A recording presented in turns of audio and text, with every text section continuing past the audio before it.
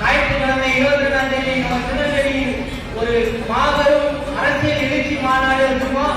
கண்டிப்பா நம்ம சமுதாயத்தோட எல்லா மக்களும் வந்து கண்டிப்பா அந்த மாநாட்டில் வந்து கலந்துவாங்க.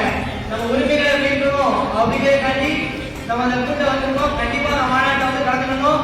அதே மாதிரி ஒரு சின்ன சின்ன கோரிக்கை வந்து வச்சிருக்கோம். நம்ம என்ன கோரிக்கை அப்படின்னு பாத்தீங்கன்னா, திருநெல்வேலி மாவட்ட ஆட்சித்தலைவர் அலுவலகத்திற்கு மீண்டும் புலித்தேவர் பெயரை சூட்ட வேண்டும். அதே மாதிரி பாத்தீங்கன்னா, திருநெல்வேலியில் வந்து நம்ம தேவர் சிலை பழுதாகி இருக்கிறது. அதுக்கு வந்து துப்பாக்கி குண்டுகள் துளைக்காத கண்ணாடிகள் அமைத்து தர வேண்டும். மத்திய அரசுக்கு ஒன்றே சொல்லுகிறேன், பிசிஆர் சட்டத்தை உடனடியாக ரத்து செய்ய வேண்டும்.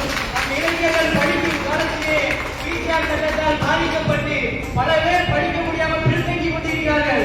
மத்திய அரசுக்கு ஒரே ஒரு வேண்டுகோளை புலித்தேவர் மக்கள் பேர் சார்பாக வைக்கிறேன். பிசிஆர் சட்டத்தை உடனடியாக ரத்து செய்ய வேண்டும். எங்க இளைஞர்கள் கல்லூரி படிக்கும் காலத்திலேயே கல்வி உட்காரு என்று சொன்னாலே என்னை ஜாதி பேரை சொல்லி திட்டுகிறான் என்று பிசிஆர் சட்டத்தை போட்டு விடுகிறார். நம் மாணவர்கள் என்ன செய்ய 5 வருடம் பின்தங்கி போகிறார்கள்.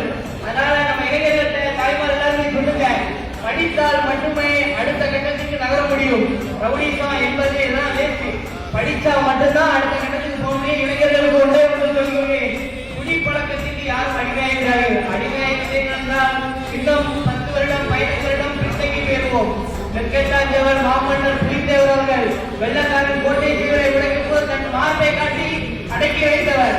அவர் மண்ணில் பிறந்த நம் வீரர்களும் வீராங்கனைகளும் வீரப்பழக்கம் என்று சொல்லுங்கள். குடிப்பழக்கத்துக்கு யாரும் போய்விடாதீர்கள், வாழ்க்கை சீர்திருந்து விடும். 15 முறை போரிட்டு 15 ஆண்டுகளில் 11 முறை வெள்ளையனை வெளியில் என்று முழக்கமிட்டவர் எங்கள் தாத்தா மாமன்னர் புலித்தேவர் அவர்கள்.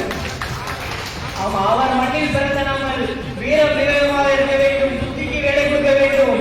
நீங்கள் வந்து ரோட்டை கட்டப்பட்டீங்க அப்படின்னா எந்த ஒரு யோஜனையும் கிடையாது. இன்னைக்கு எல்லாருமே வந்து மொபைல் போன் இருக்கு. இன்னைக்கு என்ன நடக்கு, நாட்டு நடப்பு என்ன இருக்கு அப்படிங்கிற எல்லாருக்கும் எல்லாமே தெரியும்.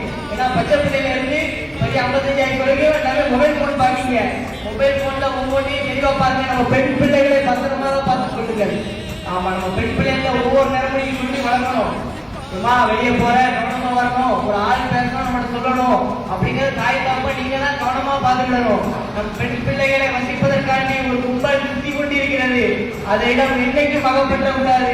நம்ம சமுதாயம் இன்னும் வரும் 5 ஆண்டுகளில் மேலும் மேலும் உயர வேண்டும் என்று புலித்தேவர் மக்கள் மேலும் கேட்டுக்கொள்கிறேன். நன்றி, வணக்கம்.